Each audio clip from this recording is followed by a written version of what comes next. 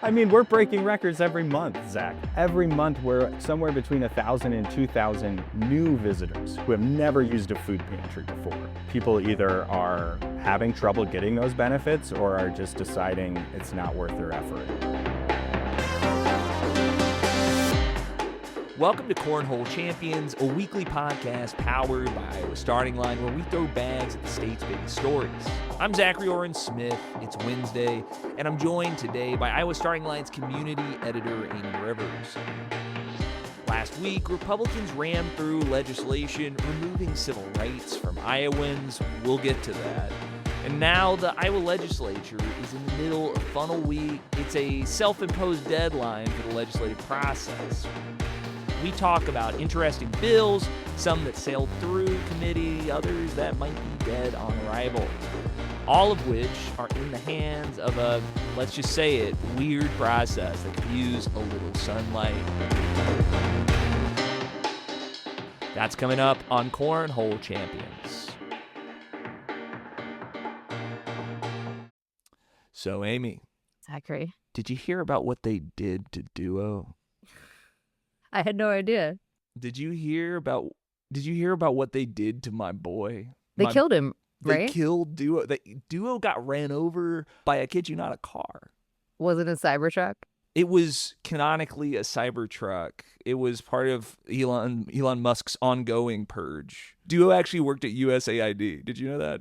What did Duo even do? Like, he was just like there. I feel like, waste, fraud, and abuse starts with that guy. I mean, Duo was in the middle of guilting, you and me for not finishing our lessons in French and Spanish. Yeah, he definitely did that. All of a sudden, a car collided with our bubbling baby boy.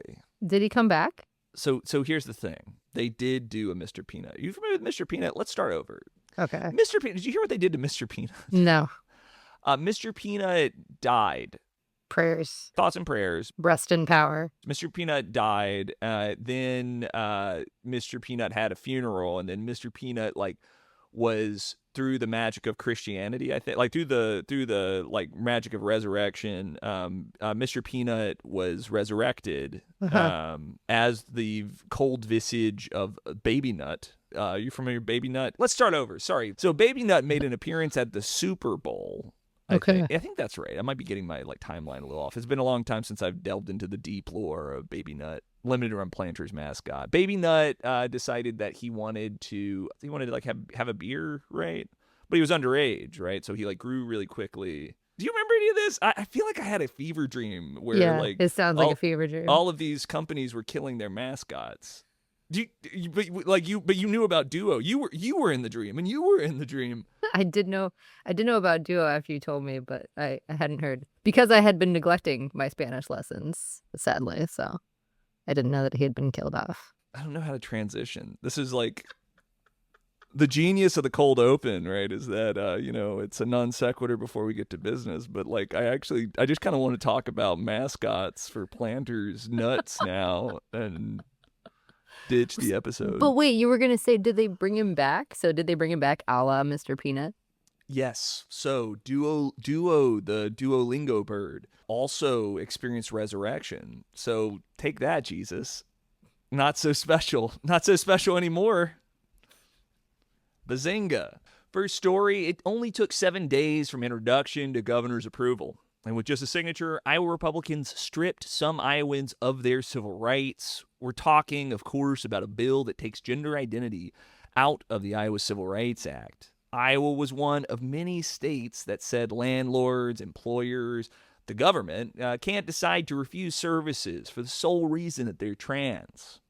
Amie, you can really see the priorities of the legislature in this bill. It took only a week to go from soup to nuts. I mean, that's remarkable. Oh, they had to go fast, right? They knew that this was widely reviled. Look at public comment, for example. A reader actually put together a nice little graph breaking down all of the public comments, and it was overwhelmingly, over 97% of hundreds and hundreds of comments were against this bill. And then, of course, you had 2 separate protests at the Capitol, both that set records for number of people protesting, I believe. At least the second one did, with over 2,500 Iowans coming to protest. So I think that Republicans knew that this was going to be widely unpopular and wanted to immediately push it through and fast track it so that they wouldn't have to deal with their constituents. And tell me a little bit about what you were hearing in the kind of majority of folks came in weighing in against this bill. People that were coming out who were trans, who were non-binary, who are fighting for their direct civil rights being protected, Right. that Iowa has protected now for years. And then you had a whole bunch of allies, gay, straight, across the board, who were there saying, you start taking away civil rights, that's how fascism starts, right? Like you're starting with the people that are the greatest minorities, and then you're just going to be emboldened by this to keep building. Yeah. But even that, we want to protect our trans neighbors, even if we don't think it's going to come back on us. Like, we still want to protect them because they're humans and they deserve to have a place to live and a job that they don't get kicked out of just because they're trans or non-binary. You got to ask yourself, where do we stop once we begin removing the civil rights from one group of folks, right? And keep in mind, right, these are not special rights that by identifying as trans that you suddenly get. All this is an anti-discrimination law. This is saying that when you decide to transition and your landlord kicks you out of your house, right, that talk to the trans people in your life, right? This doesn't prevent discrimination, right? But they have to invent other reasons, because it's not sufficient just to say that I don't rent to trans people, I don't serve trans people, I don't work, we don't employ trans people, right? Right. Now it is sufficient, or will be as of July 1st. And this bill passed. It passed within 7 days of being introduced, fastest of any bill this session. What happens now, Amie? You put together a newsletter with some resources on this, right? Yeah, I mean, there are things that folks can do. I think immediately you're probably going to see folks putting together lawsuits, right? So I'm sure if we haven't seen it already, and I don't think we have, I would guess that the ACLU, possibly some other groups, are going to come together and put together a lawsuit on behalf of some trans Iowans or non-binary Iowans that will potentially stall this if they can get a judge to agree to stall it. But then you're also not going to see any effects. The non-discrimination law is still in effect until July 1st. Mm-hmm. So we do still have, until then, protections for trans and non-binary folks. And the other thing that is, you don't have to stop pestering your lawmakers. You can keep pestering them. You can keep calling and emailing them. They are still in session and could do something about this if they so choose. And you can at least make it clear that this is not acceptable. You can choose to, stand with your neighbors and friends and make your support known and donate to trans causes, like the Iowa Trans Mutual Aid Fund would be a big one. Folks are fleeing the state, unfortunately, and need a little help to do that. That's not cheap. No. Some people are staying and, just need a little help to get by. Totally. So it's all, I think, valid ways to help. And there's no wrong way to kind of react to this devastating news. I think I like that you're kind of pointing to some resources, right? That let's put our money where our mouth is. Let's try to support groups that are trying to aid the community as we move forward. They're trying to support the community as we move forward. I want to give a shout out to our own Avery Staker. Avery is a incredible journalist that we get to work with here today with Starting Line, who was on the ground in the Iowa Capitol as it experienced one of the largest protests in state history there at the Capitol. I mean, truly like a remarkable day with remarkable coverage that came out of it. So I just want to shout out to Avery for their work. And who put together a wonderful first-person point of view for our newsletter, basically like, hey, it's me. I'm the one whose rights they're taking away. And like, I still covered it. Like, very relatable. I remember covering the debate around whether we should have gay marriage back in 2009 when I was working at the newspaper. Obviously, that's something that directly affected me. So it's a whole different ballgame, I think, when it's your own rights people are talking about. That's right. And then to kind of make matters worse, did you see the bingo card that was circulating around the Republican desks in the Iowa House? Like, it's bad enough that it's with this bill, but did you see it said something like week 16? Yeah, I was super interested in this bingo card because like it felt kind of like the Republican caucus in the House was telling on itself with this week 16 bingo card.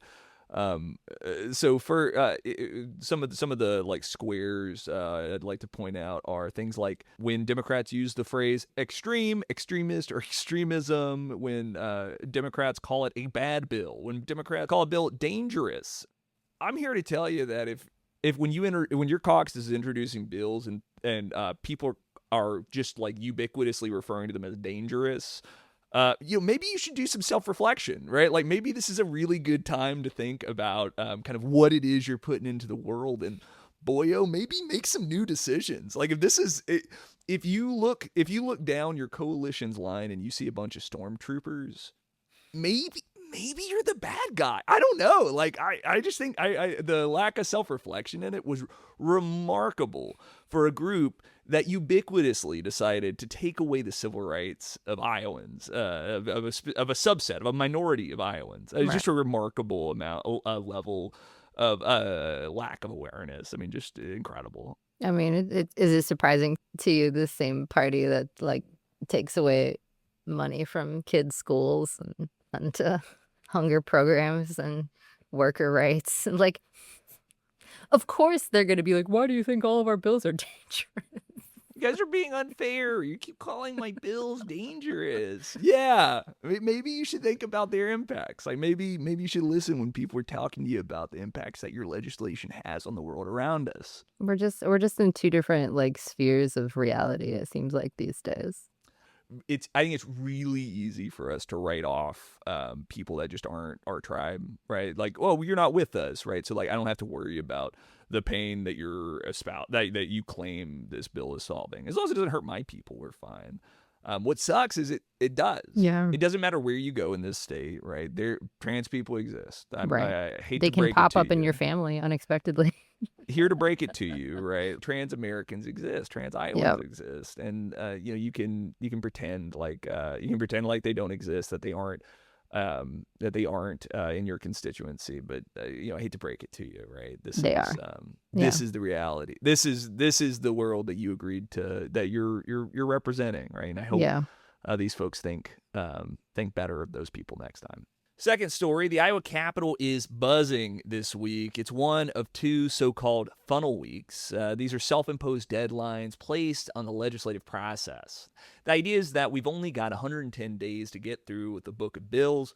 Legislators need to focus up or risk being stuck in Des Moines all year. In practice, funnel week is a kind of cramming period where legislation of all kinds gets put through the committee gauntlet. It almost feels like so this is our part-time legislature who they have to come into Des Moines, so they really don't work on Monday mornings, and they like to get out of Des Moines by like Thursday afternoon. The same group that's talking shit about hybrid work, talking shit about folks that want a four-day work week. Right. They only come. They only deign to come make laws, 3.5 days a week, and then all of a sudden we get to funnel week, and they're like, oh shit, we've got to get to work. Yeah. Remarkable. Staying up late to get all the bills through in time. Yeah. Making me stay up late. Yeah, making us stay up Reading their late. damn bills. We're really mad about it. I am. Well, I guess tell us what legislation is going to make it that we should know about. Yeah, there's a couple that I think will make it, that have made it through committee or likely to make it through committee this week, that I wanted to point to. One is, I think, a really great bill with some caveat. One is by Representative David Young. It's a free menstrual product and public school bill. The way it would work is that school districts would be required to provide menstrual products in half the bathrooms in their school districts.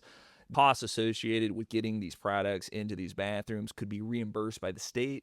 But like I say, there's a caveat. That reimbursement period is only for the first 3 years. After that, it would come out of the school district's foundation aid fund, right? So kind of slapping school districts with the bills. I will say that there was a woman from Love Red, a nonprofit that donates menstrual products to places and people in Iowa, who made the point that, we school districts provide products like soap and toilet paper and hand towels for one bodily function. Why would you not provide products for the other, right? Yeah. It seems like a common sense bill. Seems like a pretty good bill, even if there's obviously like this is going to eventually be an unfunded mandate for our school districts, which is unfortunate. Yeah. Although they have 3 years to get a Democratic majority in there, right? Yeah, we'll see. And like what's good about it is what's great about it is these are super necessary. Period. Poverty is certainly an experience that many people deal with. One St. Louis survey of low income women found that 64% had at some point in time in the past year experienced a need for a menstrual product, but didn't have the money to purchase that product, right? So good bill in search of the right kinds of outcomes. Another bill I wanted to talk about that's another Republican proposed bill is a Senate file by Senator Charlie McClintock. This would put some limitations on Bitcoin ATMs. This is the FTC under the Biden administration referred to them as portals for crime. These are these incredible. I'm not going to get lost into trying to explain what a Bitcoin is or what the blockchain is. Yes, I won't be. This is not that podcast. And if you were looking for that podcast, there are hundreds of podcasts that will tell you that. Please see yourself outside this digital door. What these are, it's a way of buying and selling cryptocurrency instead of on your phone or on your laptop or computer. Is a way of doing it at a store.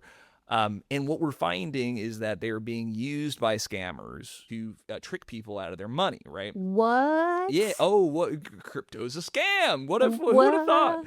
So the way this is working is it puts limitations on the size of transactions that are going through. So your grandma, when she gets a call from someone who she thinks is her grandson, your grandson calls and says, I've been arrested. I need you to post bail. Take this much cash to this lockbox at a Mexican grocery store near your house, and drop off that cash in there, and I'll be able to walk free. This is a very common. It's called the grandson scheme. Yeah, my grandma got hit with that once. Yeah, it's unfortunately common, and it is just taking the money out of the pockets of a bunch of our old people here in Iowa. And by putting some restrictions on the amount of money that can be in a single transaction or in transactions for a day, this bill goes at trying to mitigate the kind of harm that can be done. It's an excellent bill. I don't know whether it has the chance of passing. The Senate's always kind of reluctant to pass pass a lot of bills in a session, but I'm really hoping that that state gets to regulating this, just an industry that is rife with misuse, and I mean it's just dangerous. I'm honestly surprised it's gone this far without the Bitcoin people coming and lobbying. Oh well, they have. CoinFlip is has hired a lobbyist who I run into in chambers sometimes. And they whether they read my article, you can read about this on iowastartingline.com. And they of course reach out. They wanted to tell their side of the story. They didn't think I was being fair enough for the company that's in the business of keeping open these, and I quote, portals for crime. Caught me. Yeah, you're right. I'm not willing to. I didn't hear them out. Maybe I'm a worse journalist for it. But I'm again. There are other podcasts you can go to. Go to the other podcasts. This is an anti-Bitcoin podcast. Peace. Another bill that's likely to come through, a $1 billion unemployment tax cut proposal. It would cut in half the amount of wages on which businesses pay unemployment taxes, as well as lower the maximum unemployment tax rate from 7% to 5.4%, and reduce the number of the numbers on the tax tables.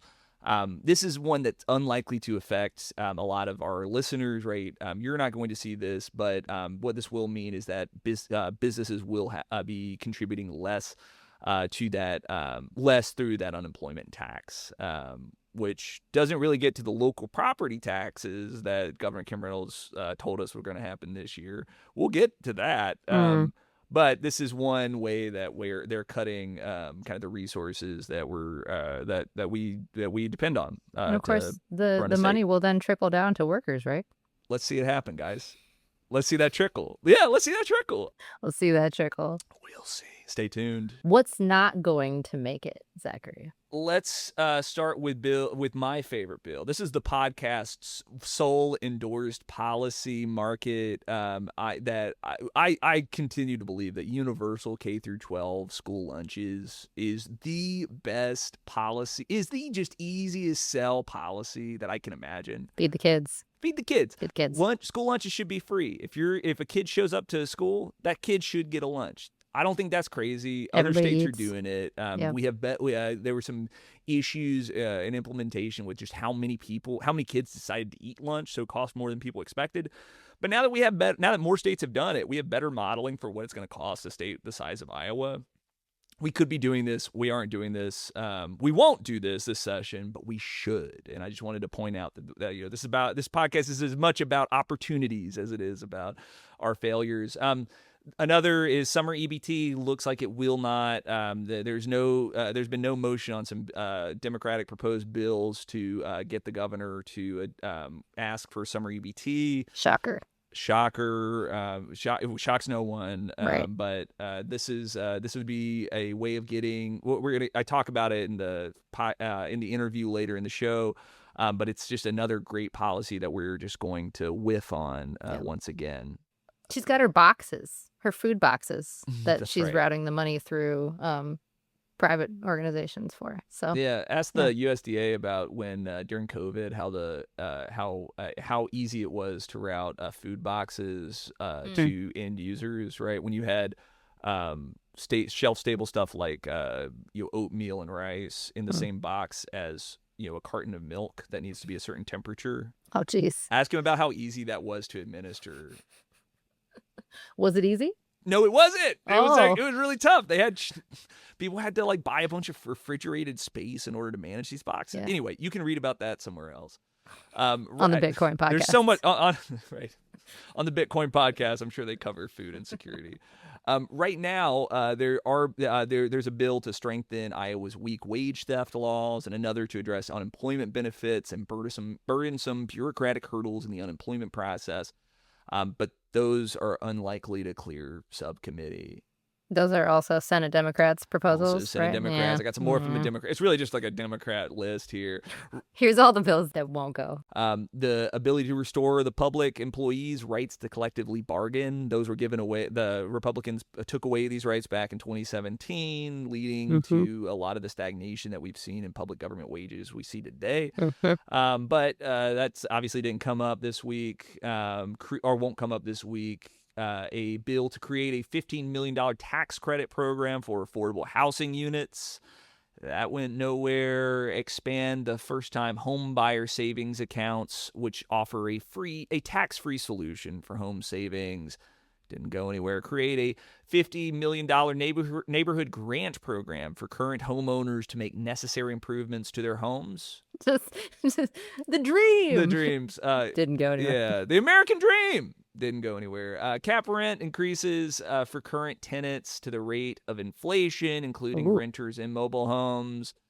Didn't go anywhere. Refund 50% of the rental application fees to anyone denied housing by the landlord. Didn't go anywhere. Why don't you get the whole application feedback? That's a if good they question. Won't give you your... Hey, I mean, why don't you file one? I mean, it seems to be going just about as well. It might go just about as well as it did for some of these other bills. Right. They can't even get the 50% one across the line. So even with this deadline, could these bills come forward still? I mean, what's that process look like? Yeah. So funnel week, the two funnel weeks during the Iowa legislative process are these kind of two deadlines that the legislature sets for itself. But this is all funny money, right, that we're talking about here. The reality is a bill is never truly dead. And at any point in time, if leadership of the houses, if the governor, if people decide that they're going to make a bill pass, there are ways through the appropriations process where they can tack on pieces of legislation to have it enacted in law. This happens all the time, and while people like me like to make a big deal out of Funnel Week, the reality is this is just power working itself out. So it's just all just fakery, a curtain.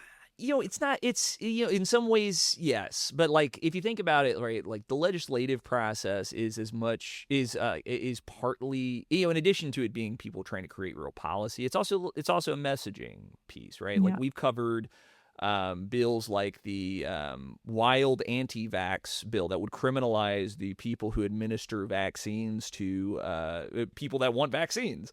A wild piece of legislation. And while it's unlikely, it was never likely to pass. It's as much about Senator Doug Campbell communicating to his constituency, right, a certain kind of militance about his anti-vax beliefs, right? What Funnel Week does is it puts up a structure where the leadership can say, all right, get your yips out. Go ahead, all your wild ideas, just really crank those through here. We'll give the ones that you'll give our people and the ones that we approve of subcommittee meetings, and we'll call it square. For people listening at home, if you're following a particular piece of legislation, feel free to email me about it. I'd be interested in seeing what folks are following. My email is zach@iowastartingline.com. One of the bills that will clear the funnel is our third story. It is currently completely legal to teach verses from the Bible in public schools, but that's not enough for the Iowa Senate. Senator Sandy Salmon of Janesville would require districts to offer elective coursework for teaching the Old and New Testament. I actually looked up the 10 Commandments, and they seem pretty woke. I don't know if you've read these. Love thy neighbor. I've been concerned about woke ideology. What I'd say is DEI in the Bible. What would Jesus DEI? When people are selling shit in the temple, when Jesus throws them out, I don't know. Pretty anti-capitalist. Yikes. I can't get behind that. It's like, are we going to teach those parts? Do they want kids to know about the real Jesus? Or is it going to be like Old Testament only with like the fire and brimstone and things like that? I mean, that's the thing, right? Like, so I'm a practicing Christian, right? I'm a every Sunday in the pews Episcopalian. I don't know. I think that exciting thing about the text is that reasonable people can disagree about what are the ultimate ideas present in the Old and New Testament. But one of them that you can't get away from is things like feeding the poor. Loving thy neighbor. These are key parts of the religion that I don't think anyone can kind of sideline in favor of whatever kind of fascist ideology that they're choosing. Based on what's clearing the funnel this year, it might take another miracle to see something real done about hunger in this state. For our cornhole matchup this week, I talked to an anti-hunger activist about the opportunities Republicans have to deal with hunger right here in this state, opportunities that they seem uninterested in taking. That's coming up on Cornhole Champions.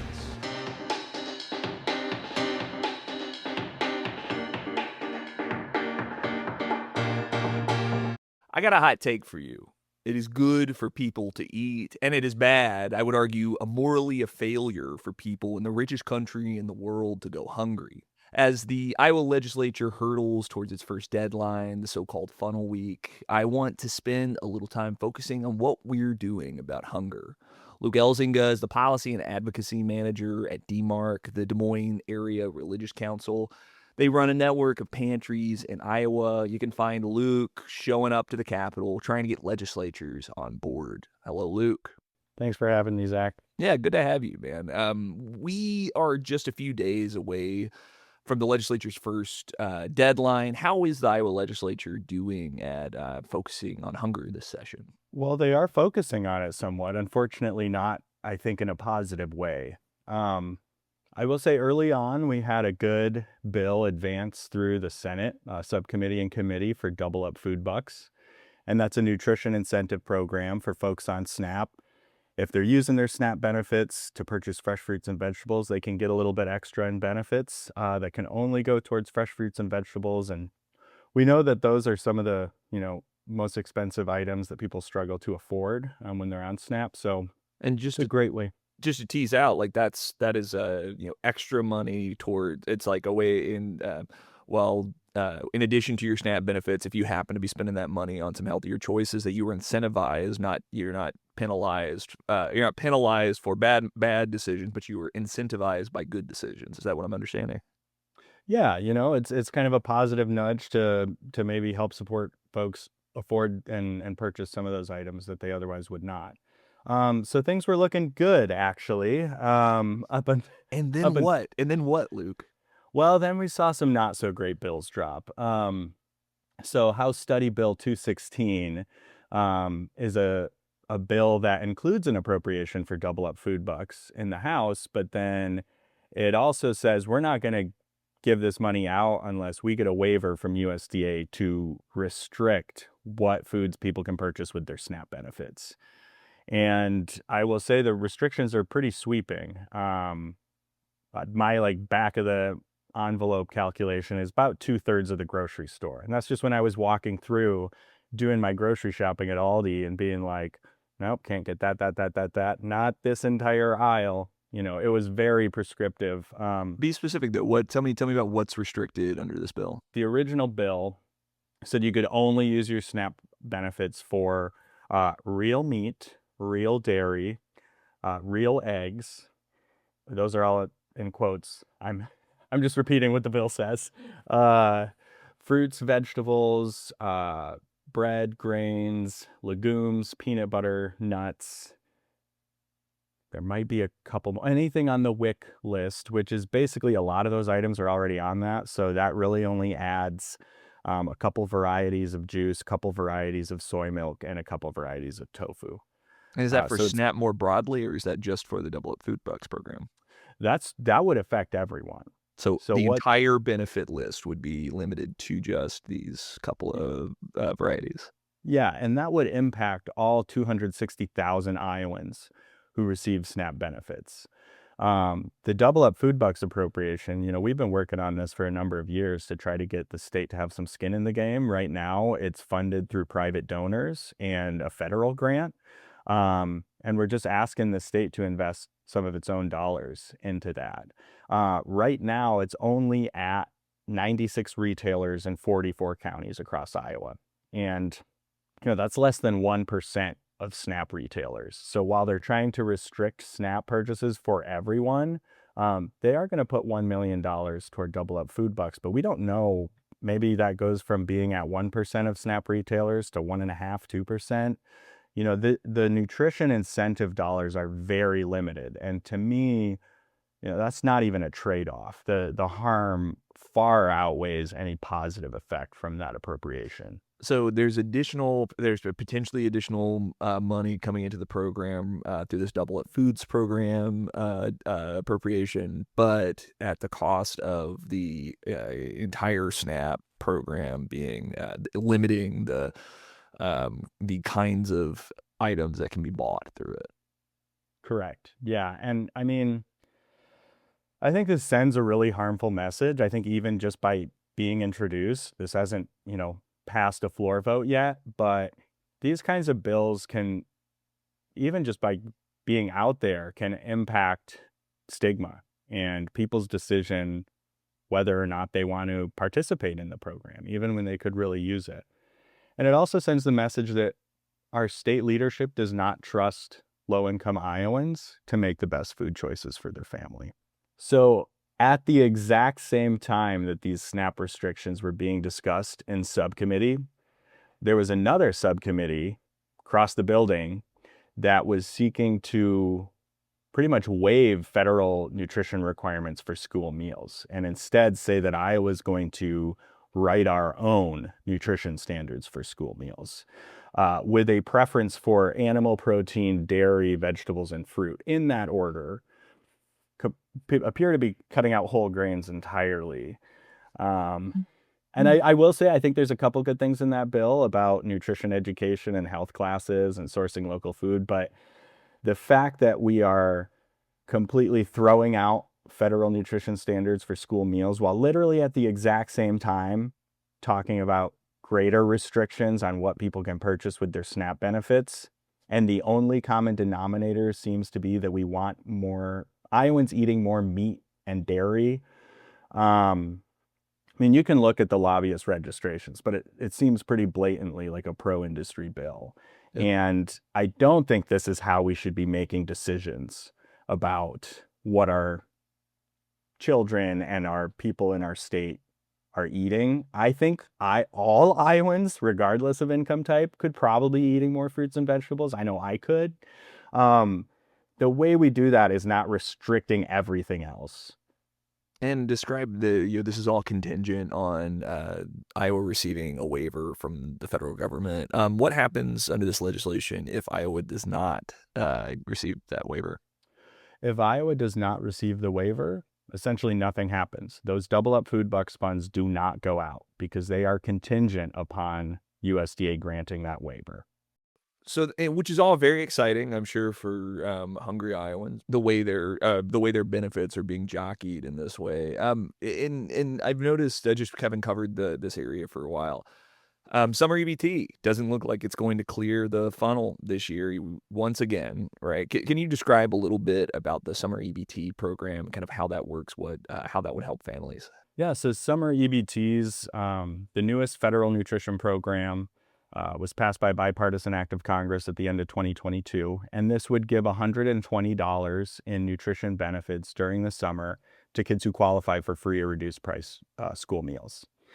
We know that when kids are out of school, we do have summer meal sites at schools and community centers across the state, but there's still a lot of barriers in accessing those. And so Congress, actually a while back created a demonstration project, and they've been studying, summer EBT as a concept since 2011. And what that found is providing that extra nutrition benefit significantly lowers food insecurity and increases consumption of whole grains, fruits and vegetables, dairy, and is just proven to be a really effective program. States have to opt into it. And Iowa, 2 years in a row, has chosen not to participate in summer EBT, and the governor has instead announced alternatives. So the first year it was grants to expand the number of summer meal sites. This year she's proposing a box program that got rejected by USDA, but now the governor has said she's going to attempt to submit that again under a more favorable administration. Another major piece of legislation working its way through is placing some work requirements on public assistance. In order to receive public assistance, a individual worker would have to demonstrate something like 20 hours of kind of gainful employment, or I think volunteer work is also covered under it. There's a couple of different stipulations for that. Can you kind of describe what the conversation there's been like? We were preparing for Medicaid work requirements to be introduced based on some comments from Senator Busolo ahead of session. And then in Governor Reynolds' condition of the state, she made a comment about, Medicaid work requirements. And I wasn't even sure we were going to see a bill, but we have. There's a bill in both the House and Senate, and it would create work requirements for the Medicaid expansion population, the Iowa Health and Wellness Plan.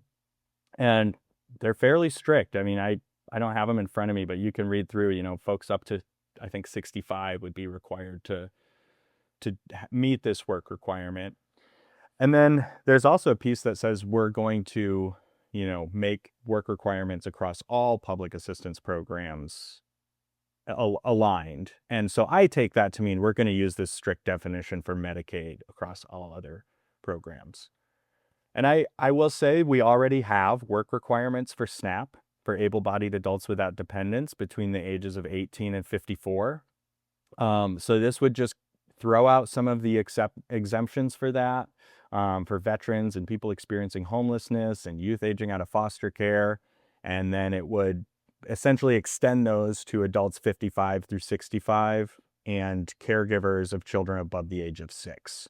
And what we know from SNAP work requirements and from Medicaid attempts in other states is that these work and really I should be calling them work reporting requirements, because even if you're working, you still have to report those hours. That's where people get caught up. And what has been proven in other states is that these work requirements don't actually lead people to employment. They just push them off benefit programs and leave them in a far worse spot than they were before. That means food pantries, hospitals, local governments are having to pick up that cost.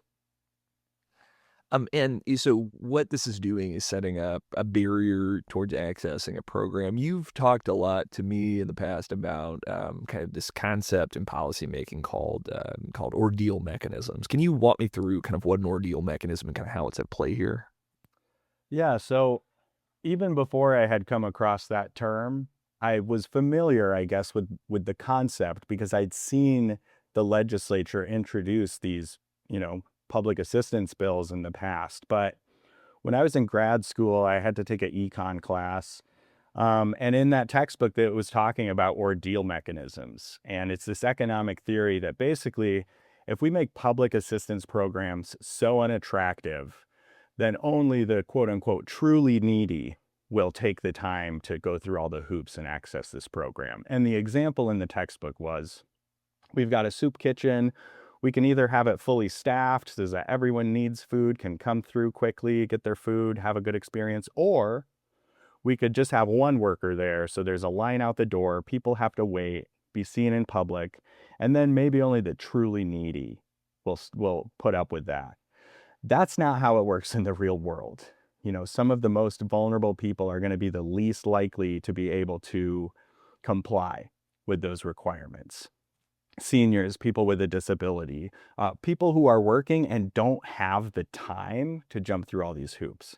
I've heard from people at our food pantry who qualify for SNAP, but they're like, I know I'm only going to get $23 a month. It is literally not worth my time to fill out the application, have the interview, submit all the paperwork, and then have to do that again 6 months later. The way that this impacts a family, right, is that their bill, while this about gaining access to Medicaid or gaining access to additional dollars through SNAP, gaining these double up food bucks, right, that these are ways of getting people the services that fight hunger and prevent more acute disease, more acute care being necessary, right?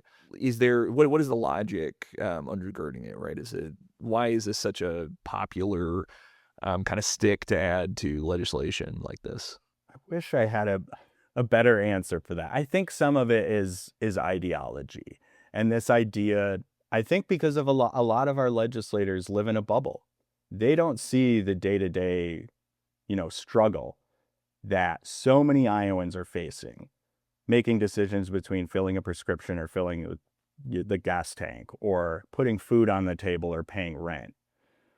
They don't have that lived experience or even have people close to them who's sharing that. And so for them, everything just becomes a caricature and a stereotype based on what they've read or heard, from a neighbor. And once you take the time to actually understand these systems and how complicated they can be, and also just understanding people's lives and the fact that people are working and struggling to get by, they're underpaid, they don't have benefits offered by their employer. So I'm trying not to get too worked up here, Zach. But it's crazy making, right? It is a process that has locked people out of benefits, right? Not because it's the best policy, but because it's because this like kind of like pain mechanism, right, somehow validates the kind of expenditure of these funds. Right. I mean, I think it's punishing poor people for being poor. And that's not a way to lift people up. The way that if they're serious about moving people to employment and getting people to be, taxpayers who are, contributing through work, it's not by cutting them off of these programs. It's by giving them a stair step, by making sure they have healthcare so they can go to their job, making sure that they have food so they can learn, if they're at community college or something like that. cutting people off from these does nothing to improve their situation. It may save the state a little bit of money, but other people are paying that cost. And this is not just a Iowa, like kind of a statewide issue. We're seeing on the national level, the four members of Iowa's congressional delegation in the House of Representatives voted to support a reconciliation bill that had pretty sweeping cuts to Supplemental Nutritional Assistance Program, or SNAP. Luke, can you walk me through what we're seeing on the national level? Yeah, so the House did pass a kind of top-line budget resolution, and so we don't have the exact, they're going to cut this program, but we know that there's committees that have been assigned a certain amount to cut from. So Agriculture Committee says we're going to cut $230 billion in SNAP. And they don't outright say SNAP, but we know from a leaked memo from Representative Jody Arrington, literally the only things they're considering on the Ag Committee are SNAP related. They're also looking to cut $880 billion from Medicaid, and there's a fear in the education budget. It sounds like they're mostly going after student loan programs, but there's also some proposals to cut back on free school meals. So this would be, if this does go through, I mean, it hasn't, final bill has not been passed yet, and we are absolutely meeting with our federal delegation to talk about the harm that this would do. But to me, the baffling thing is, so the food pantry network I work at, we continue to break records every month. Every other pantry and food bank I talk to in the state is experiencing similar things. SNAP enrollment is the lowest it's been since May 2008. Wow. Almost 17 years ago. Is that because there are fewer people that are hungry? Is that because there are fewer people that need the benefits?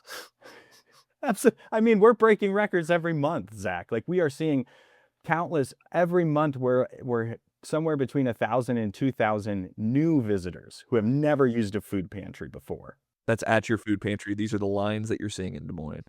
Yes. Last year, we served over 75,000 unique individuals in Greater Des Moines. We've been doing this work almost 50 years, since 1976.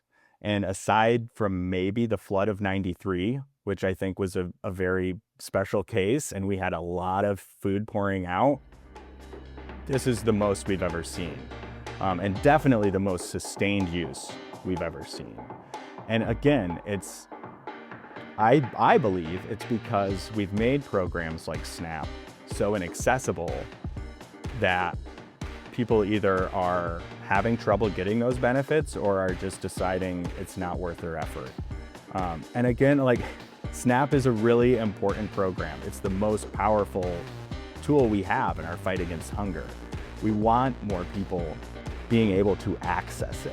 Luke Elzinga is the Policy and Advocacy Manager at DMARC. Luke, thanks for joining me. Yep, thanks for having me.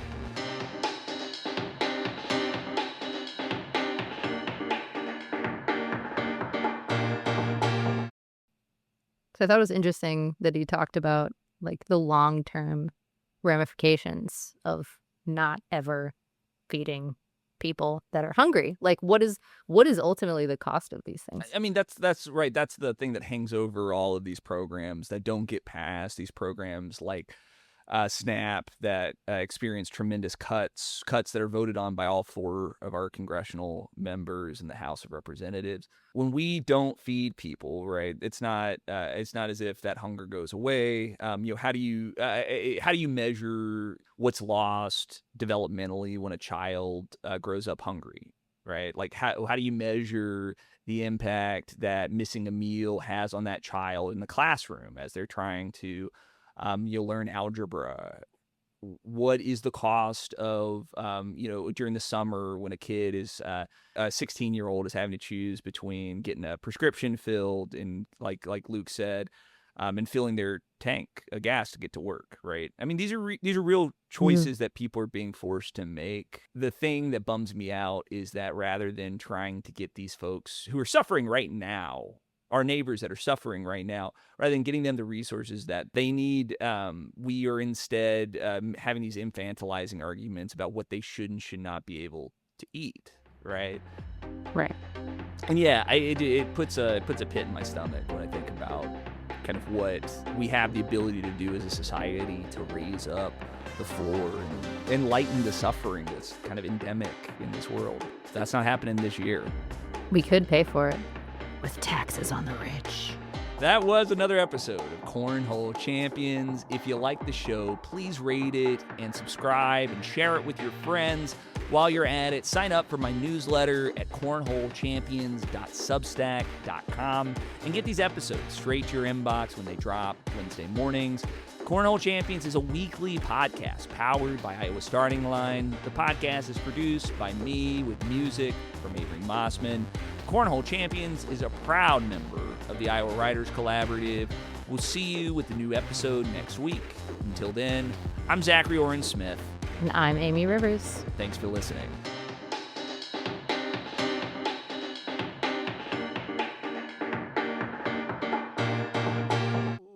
Crime and punishment. What Bible verse you Cut thinking this of? out while you look up what part of the Bible. You're gonna get like emails from your pew goers, your fellow church goers. It's hard to understand books if you ain't read other books. That's true. I've always said, we're cutting this part out. That's a cut. This is the best part. This is the best part where Zach claims that it's so important to read books, and then Zach can't remember a book he read. That's because you've read so many, obviously. Books. Read so many books. Does the Trump Bible have these sorts of things? Will it be the Trump Bible taught in the schools? It does say in the bill, and Senator Salmon's bill, that any translation of the Bible can be used, right? So that could include the King James Bible that's translation that's in the Trump Bible. Why wouldn't that be And what's cool about that one, for $5.99, you can get it here at iowastartingline.com. You can get it's got both the King James translation of the Bible and the U.S. Constitution and Bill of Rights. That's all one package deal. $5.99. Give today. $5.99. Starting line. $599. Just $599. Oh, okay, all right. So just one payment of $599. Wouldn't the stereotypical starting line version have like the Communist Manifesto as well as like? This does bring up my next topic, which is what would the starting line iteration of the Bible be? What would the starting line Bible be? We would have the Bible, the Torah, the Quran. No, it would actually just be both parts of Das Kapital. Yeah, I'm coming around to the Bible. It's more. I'm not gonna evangelize. It slaps. I don't think I could evangelize in this platform. We should talk. Go to the Bitcoin podcast. But if you do want to like come hang out with an ancient carpenter that I happen to know on a first name basis, every Sunday, Iowa City Episcopal, come hang out. See, we're not godless. We're not godless. We're here. heathens, but we're not godless. I've always said. Exactly.